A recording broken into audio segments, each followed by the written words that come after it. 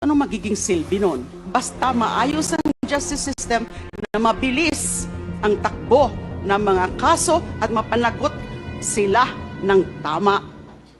I fully support those, except the one reimposing or seeking to restudy death penalty and eventually reimpose.